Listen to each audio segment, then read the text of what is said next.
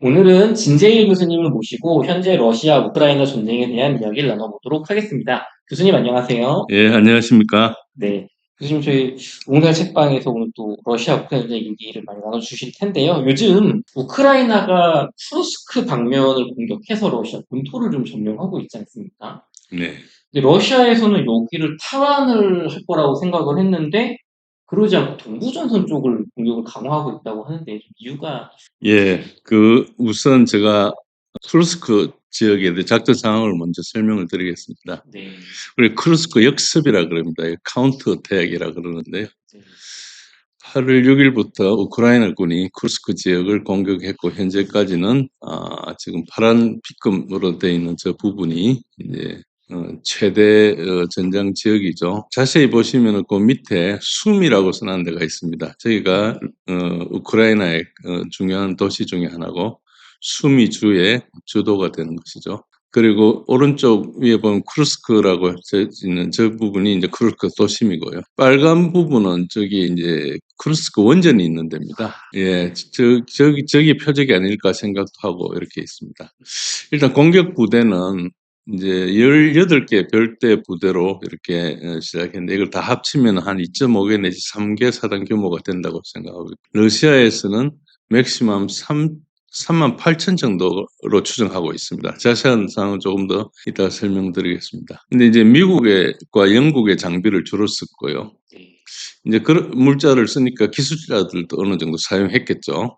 예, 그런 부분이 있고, 외국의 요소들이 좀 있습니다. 폴란드나 네덜란드 군들이 우크라이나 군복을 입고 들어와 있지만은 대부분의 구성은 우크라이나 군이고, 저기 이제 폴란드나 네덜란드 군이 감청에 잡히기는 하지만은 아마 지원 기술자들이 아닐까, 뭐 그렇게 생각하고 있습니다. 아니면 군사 지도하는 사람들. 근데 이제 이 특성이 이번 공격의 성격이 나토가 네. 완전히 조직하고 장비하고 훈련하고 지휘하고 통제하고 나토 스타일로 전쟁을 했다. 그게 이제 특성입니다. 지난 이제 2년 반 동안 전쟁을 했기 때문에 러시아는 우크라이나 군의 패턴을 알고 있거든요. 뭐 서로 마찬가지겠죠. 그래서 이제 영국과 미국의 정보기관이 승인하고 기획한 작전이 아닐까 이렇게 추정을 하고 있고요. 이제 그 원인 중에 하나는 전쟁을 하려면 그냥 할 수 없고 전쟁을 가능하게 하는 이네이블러라고 하는 게 있습니다. 예를 들면 우리가 요즘은 자동차를 가지고 나갈 때 내비게이션 없으면 사실상 거의 불가능하잖아요. 뭐 그것도 하나의 이네이블러겠죠. 그런 것 같이 이제 이네이블러들이 있습니다. 그게 미국의 그 감시 정찰 자산과 그리고 AI 기반의 C2라 그럽니다. 군사용으로 지휘 통제하는 그게 기반이 되고 있지 않은가 이렇게 생각하고 있습니다. 초기 작전 수행 방식의 특징은 기존의 우크라이나 군과 완전히 격이 다른 작전 방식을 했기 때문에 이제 좀 특별했고요. 완전한 상황인식. 지금 이렇게 쳐들어가면서 상황에 대해서 확실히 파악하고 있는 거죠. 그리고 굉장히 신속한 의사결정. 그러니까 AI가 상당히 많은 지시를 해준다는 것을 알 수 있고요. 위성 연결 그리고 실시간 상호 운용.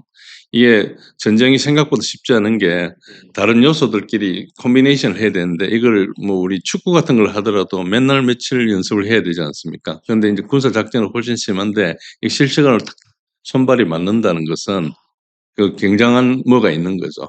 그리고 부대가 막 진격하고 있으면은 보통은 이제 진격하고 나서 이제 일단 목표를 달성하니까 이제 좀 쉬면서 상황을 파악해가 다음에 뭘 할까 이런 거 판단해가 나가는 이건 바로 가는 거예요. 그 말은 AI가 결과를 예측해가지고 가장 좋은 코스 오브 액션이라고 합니다. 행동 방침을 결정해 주는 게 아닌가 이렇게 이제 짐작하고 있죠. 그래서 우크라이나군이 초기에 엄청나게 신속하게 진격을 했습니다. 그래서 이제 이게 보통 우리 이제 find gap, shoot gap, exploit gap이라는 용어가 있습니다. 이게 미식 축구에서 쓰는 용어인데요. 네. 그 짧은 몇 초 순간에 모든 걸 결정해야 되는 상황에서 이제 적을 하기 위해서 굉장히 많은 투자를 하고 훈련을 하는데 전쟁에서 적을 시행한다는 것은 진짜 대단한 겁니다.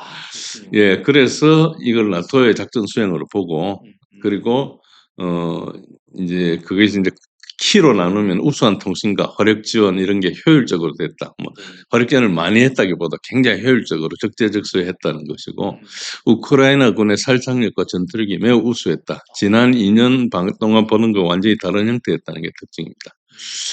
러시아군의 대응은 초기에 실패했습니다. 대응을.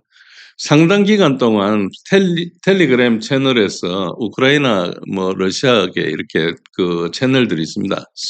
절로 올 거다고 오랫동안 논의가 있었습니다. 그런데도 불구하고 기습을 당했다는 거죠. 이거는 이유가 설명이 안 되죠. 그래서 이거 러시아 국방부가 설명해야 될 사항에 대해서 설명을 못하고 있죠. 근데 기습의 증거가 뭔가 첫 이틀 동안 러시아군이 제대로 된 대응을 못하고 우왕좌왕하면서 그냥 있었습니다. 근데 이후에는 한 3일째부터 러시아군이 잘 대응을 해가지고 막았는데 침공군이 한 절반 규모로 대응을 했어요. 네. 그리고 이제 그게 이제 두 개의 여단, 11공수하고 810 해병 여단이 왔고, 그다음에 체첸의 아흐마트 특수군이 왔는데, 이거는 그 돈바스 지역에서 옮겨온 겁니다. 그래서 이제 조그만 연대급으로 투입했고 했는데, 현재로는 우크라이나 군의 통신을 단절하고 상황인식을 차단하고 고립 후에 경멸 단계입니다. 이제 거기가 러시아 영토내니까 네. 전자전 같은 걸 할 수가 있는 겁니다. 뒤에 자산이 많이 있기 때문에. 그리고 전장에는 저렇게 여단만 투입하지만 뒤에서 장거리 포병이나 미사일이나 항공폭탄이 많이 있기 때문에 실제로 부딪히는 병력 수는 러시아군이 적지만은 네. 화력은 막강합니다. 그래서 그러나 이거를 이제 밀어내려면은 추가적으로 병력이 필요. 예, 그래서 그렇게 하면 러시아가 크루스크로 전환하기 위해서 돈바스를 끌어오지 않겠느냐 이걸 계산했을 수 있겠죠. 그 계산은 일치하는데 러시아군은 미끼를 물지 않고 그대로 전쟁을 했습니다. 그러니까 서두르지 않고 해결하겠다는 거죠. 빼오면은 흐트러지니까. 그래서 그 부수적인 효과로 이제 돈바스 지역에서는 러시아군이 압도하는 그런 현상이 발생하고 있죠. 그래서 우크라이나군은 그쪽에 이제 종군 기자들의 증언에 따르면 거의 붕괴 수준에 있다고 이야기하고 곧 드네프로 강으로 밀려날 거라고 이렇게 예측을 하고 있는데 현재로는 그래서 일단 초기 대응은 이제 실패했지만은 그 다음부터 이제 작전을 정비해서 경멸하고 있다, 몰아내고 있다는 것이고요.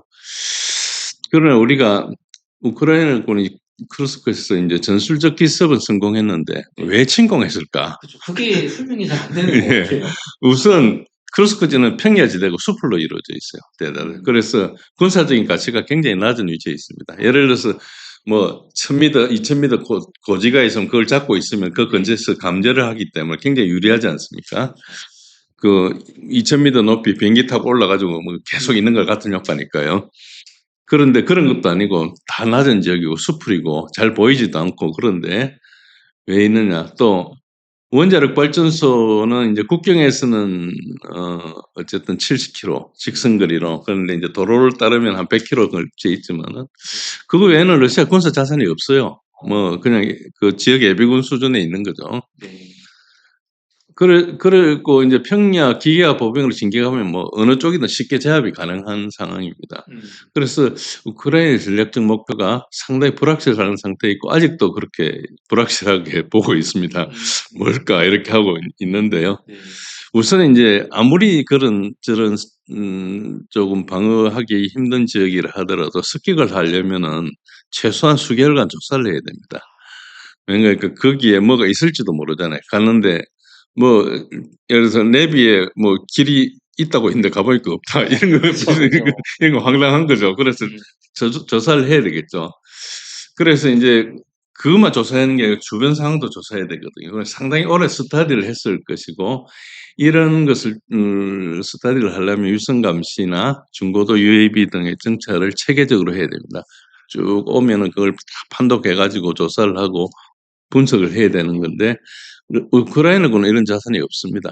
그래서 나토가 제공했고 그 기반으로 작전 계획을 작성한 것은 분명해 보인다. 그런데 러시아군도 분명히 정보 실패한 것 같은데 의문점이 존재하는 게 네.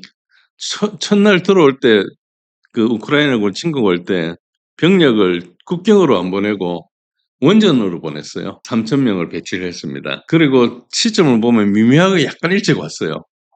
그래서 알고 있었지 않나 이런 짐작을 많이 하고 있습니다. 근데 이게 좀 말이 안 되죠. 러시아 그 국민들 잡혀가고 군인들 그쵸. 잡혀가고 뭐 이렇게 했으니까. 그래서 이제 상당히 정치적인 후폭풍이 있을 것 같아서 일단 침략 침공을 당한 걸로 가고 있는데, 그래서 이제 전문가들은 우크라이나 공격 계획을 알고도 방치했을 가능성이 좀 있다. 어떤 계산인지 모르지만은 완전히 모르고 있지는 않았다고 보는 거죠. 어쨌든 현재까지도 동부 전선의 병력을 크루스크적으로 옮기진 않고 있습니다. 체첸군밖에, 아까 이제 아르무트 거기밖에는 없고요. 그 결과 이제 동부 전선에서는 우크라이나군의 방어선 붕괴 속도가 굉장히 가속화되고 있죠. 여기 부대를 보시면은 크게 이제 우크라이나가 어떻게 하는가 하니까 의무부대, 선봉대, 일제대, 이제대, 후속부대, 그러고 후속부대는 지원부대입니다. 포병과 같은 지원부대고, 그 다음에 정원부대가 왔어요. 여기 보시면 의무부대는 정찰대대하고 강습대대 각각 하나씩 한 1,000명 숫자로 왔고요.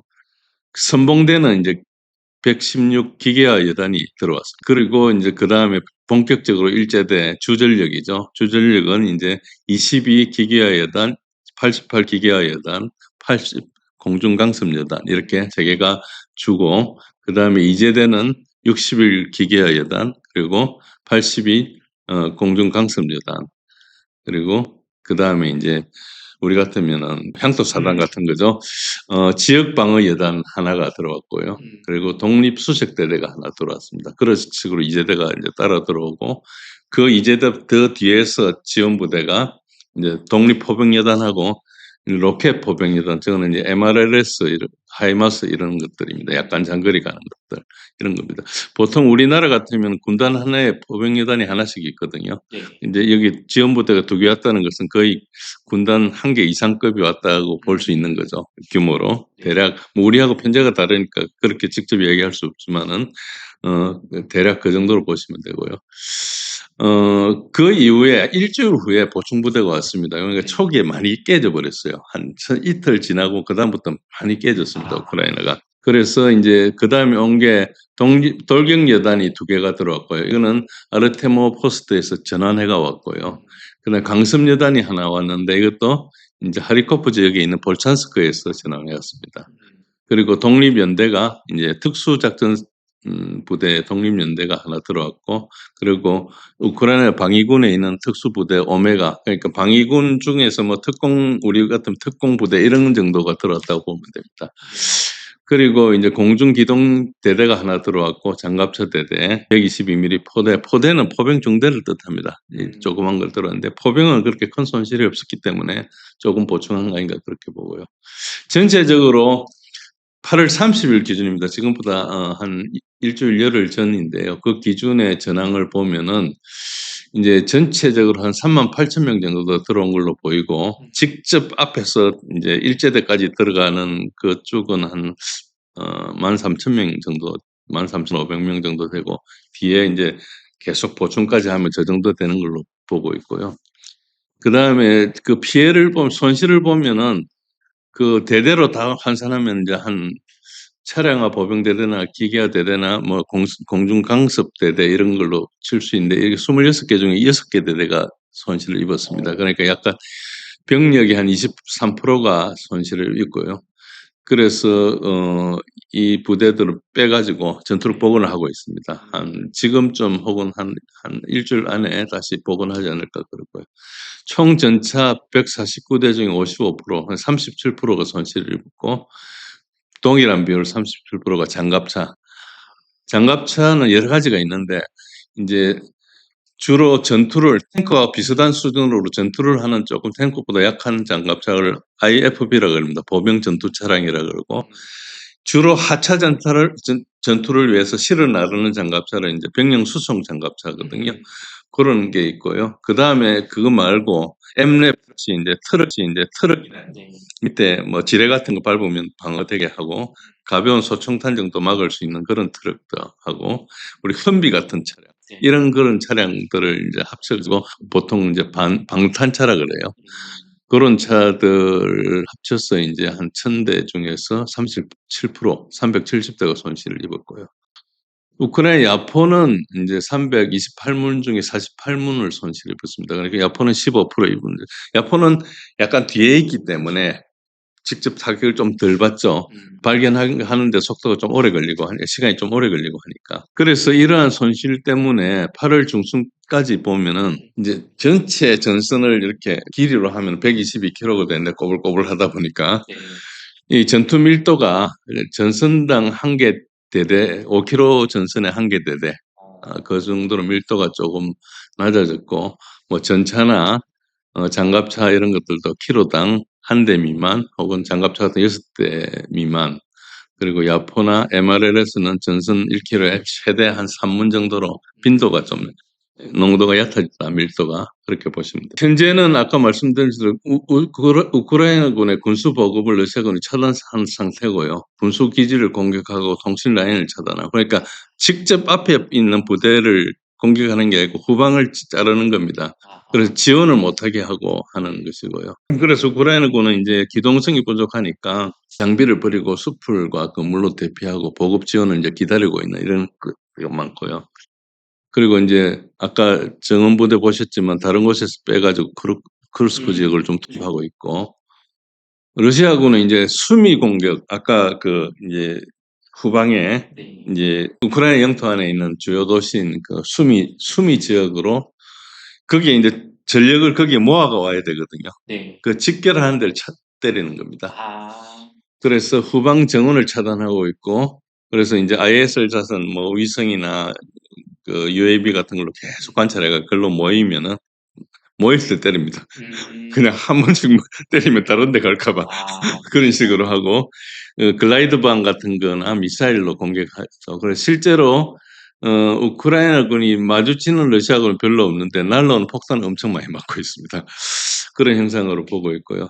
그래서 항공력, 미사일, 장거리 포병 등이 압도적으로 우세하고 있기 때문에 지금 젤렌스키가 계속 미국한테 장거리 뭐 스톰 섀도 같은 거 사용하게 해달라고 막 이야기를 하는데 미국은 안 되죠. 그래서 그 배경에는 우크라이나군의 포병이 지금 다 고갈된 게 아닌가. 그래서 저렇게 하고 있지 않나 이렇게 생각하고 있고요. 미국 방장관 로이드 오스틴은 며칠 전에 젤렌스키 직접 만나가 젤렌스키 이야기하는데도 바로 그 대놓고 어떤 수단으로도 전황을 바꿀 수 없다. 어떤 대통령한테 직접 같이 모인 자리에서 이제 발표를 했죠. 하면서 그 어떤 수단 한두 가지로 바꿀 수 있는 게 아니다. 그래서 저를 장거리 미사일 사용을 안 하는 그런 거죠. 저 말은 뭔가 하니까 여유가 없는 겁니다. 여유가 없습니다. 그러니까 뭐 그 뒤에 무슨 일이 일어날지 모르지만은 이제 너무 많이 커미트먼트 하기 힘들죠. 이 그래프를 보시면은 이제 그제 9월 9일 상황입니다. 네. 우리하고 시차가 좀 있으니까 어제 최신 거라 보시면 됩니다. 보시면은 저기 이제 검은 동그라미 지역이 이제 수자라 하는 데고요. 저기는 이제 러시아 가스관이 큰 두 가스관이 교차하는 지역입니다. 이제 동부 유럽으로 이렇게 나가는 그 가스관하고 시베리아에서는 가스관하고 마주치는 것이어서 저기는 아직 그 우크라이나군이 장악하고 있습니다. 그래프를 보시면은 이제 하얀 점선으로 되어 있는 저 외곽이 이제 초기 진출했던 곳입니다. 그리고 러시아 군들이 이제 전가가 큰 곳은 러시아 깃발이 좀 있고요. 러시아군이 완전히 탈환해 버린 것은 이제 그 파란 바탕에 하얀색 동그라미로 되어 있는 곳이고요. 그리고 노란 바탕에 하얀색 동그라미로 되어 있는 네 지역이 인구 밀집 지역에서 전투가 일어나고 있는 것입니다.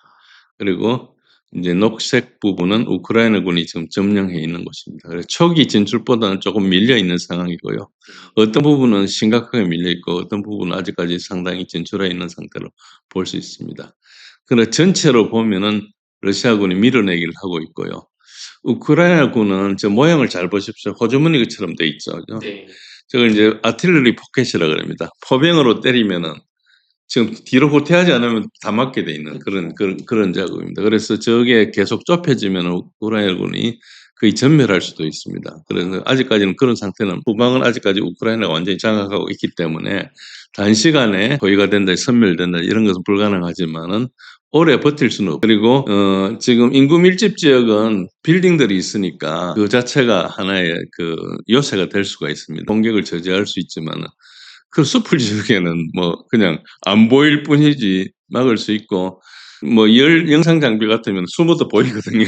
그러니까 다 이렇게 숨을 수가 없어요. 그 있어봐야 아무 마음으로는 위안이 되겠지만은 실질적으로 방어가 안 돼요. 예, 실질적으로 방어가 안 되죠. 물론 멀건 대낮에 지나가다가 보면 안 보이지만은 다 요즘 기술로는 다 볼 수 있습니다. 드론 조금만 중가 드론만 하나 날려도 다 위치를 파악할 수 있기 때문에 저것은 도움이 안 되고 있고요. 결국은 방어를 하려면은 병참선을 보호해야 되고 진치 구축이 필요한데 진치 구축에는 공사를 하기 때문에 시간이 좀 걸리죠. 이제 급현진지라 해가지고 뭐 급히 이제 참호를 팔 수는 있지만은 오래 버틸 수는 없습니다. 그래서 그런 상황이고요. 여기까지 이제 전황을 말씀드리고 조금 더 큰 그림은 이제 전체적으로는 우크라이나가 예비를 낭비했다. 이렇게 볼 수 있습니다. 작전하시는 분들한테 예를 들어서 우리 지상작전 사령관이나 뭐 군단장님이나 이런 분들을 이제 큰 작전을 책임지고 계신 분들은 예비를 안 쓰고 아끼는 것을 굉장히 중요시합니다. 전쟁을 지더라도 안 쓴다. 그러니까 지더라도. 예, 뭐 그 정도로 끝까지 아낀다는 거죠. 마지막까지. 최후의 그 한순간을 위해. 예, 그러니까 옛날에 보릿고개 때 봄이 되면 보릿고개가 되지 않습니까? 보리싹이 막 이렇게 자라는데 그거 먹으면 일단 흙이는 면하잖아요. 근데 이거 먹고 나면 이 보리가 나중에 안 나오잖아요. 그렇죠, 그렇죠. 그러니까 이거 똑같은 거예요. 애비라는 것은 정말 아끼는 전략입니다. 근데 이번에 이거는 아까 지금 제가 설명드린 걸로 보면 애비를 낭비한 거죠. 그래서 군사적으로 설명이 상당히 안 됩니다. 그래서 우크라이나군을 뭐 총사령관 이제 시르스키가 했나 하는 게 의심갈 정도입니다. 자기 병력 같은 자기 군 부대 같으면 저렇게 낭비하지 않거든요. 그래서 설명이 잘 안 됩니다. 어쨌든 전체 전선에서 보면 군사적으로 계속 러시아가 압도적이고 러시아는 전선의 속도를 내지 않고 우크라이나 군이 군을 그냥 섬멸합니다. 그냥 내가 달려들어서 잡으려면 내가 피해를 입지만은 가둬놓고 때리는 것은 사냥만 능력하면 되지 않습니까? 그리고 특수군사 작전의 목표가 첫 번째가 디밀리타리제이션, 두 번째가 디나치피케이션입니다. 저게 이제 영토 점령에 관심이 없다는 거거든요. 내한테 적대 행위를 하는 유생 역량을 경멸하겠다. 저게 이제 소련군의 옛날 교리부터 그랬습니다. 유생 역량을 경멸하겠다. 괜히 땅 뺏고 하지 말고 내한테 덤비는 뭐 없애지. 멀쩡한 땅 같은 거 왜 뺐냐. 뭐 이런 거하고 비슷한 개념인데요. 그래서 러시아는 돈바스 지역에서 이미 전세를 확보한 상태입니다. 그래서 지금은 뭐 우크라이나가 얼마나 잘 싸우는지 크게 관심이 없고 우크라이나가 추가적으로 전력을 계속 만드는 걸 방지하는데 초점을 두고 있습니다. 시간이 지나면 자기네 이길 거니까 그러니까 이제 차단하는 거 그래서 계속 이제 서방에서 지원하면은 경고하고 이런 걸 하고 있죠. 그 이유가 지금 저런 식으로 전쟁을 보고 있고요. 우크라이나의 보급기지나 군사 직결지대 인프라망들을 최근에 파악하고 있습니다. 최근 두세 달 동안 저걸 굉장히 많이 파괴했습니다. 최근에 폴토바 공습이 있었는데 뉴스에서 보셨겠지만 그 군사학교에서 많은 사람이 죽었어요. 어쨌든 저것도 좀 이따가 다시 말씀드리겠지만은 저런 맥락의 연장선상에 있고요. 그동안에 이제 러시아는 우크라이나 예비군이 어디 있나 찾고 있는 상태에서 예비는 이렇게 숨겼다가 이렇게 썼다가 하기 때문에 있으면 부수고 싶은데 어디 있냐 했는데 지가 이제 커스크에 나타난 거예요. 그런 측면에서 보면은 상당히 어리석다고 볼 수 있는 거죠. 저는 그렇게 생각합니다. 다른 전문가들은 어떻게 보실지 모르지만 어쨌든 러시아는 그간 어쨌든 전쟁을 끝내려면 우크라이나군의 예비 전력에 대해서 일말의 염려는 하고 있지 않았겠습니까? 눈앞에 나타나는 것이 아니니까.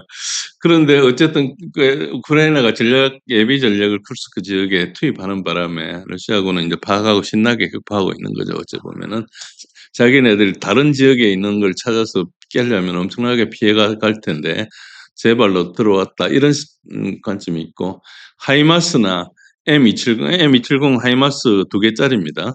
그리고 에이테킴스는 하이마스하고 차체가 똑같습니다. 하이마스 같으면은 6발 6연장인데 똑같은 형태고 실제로 1연장으로 하는 게 에이테킴스죠. 저런 이제 장거리 미사일들 특히 에이테킴스는 이제 지대지 미사일이 탄도 미사일이다 보니까 방어가 조금 어렵습니다. 그래서 미리 깨는 게 우선인데 저런 것들을 계속 찾아다니고 있는 거죠. 깨려고 이제 러시아에는 장거리 수단이 있으니까 그걸 깨면은 이제 그 전방에 있는 부대들이 영문 모르고 있고 당한 걸 줄일 수 있으니까 그걸 하고 있었는데 크루스크의 하이마스를 좀 투입해가지고 러시아가 이제 신나게 깨고 있는 그런 상황이라 볼 수 있습니다. 뭐 신난다고 보면 좀 어폐가 있지만은 우리가 뭐 저 약간 우화적 표현은 그렇고요.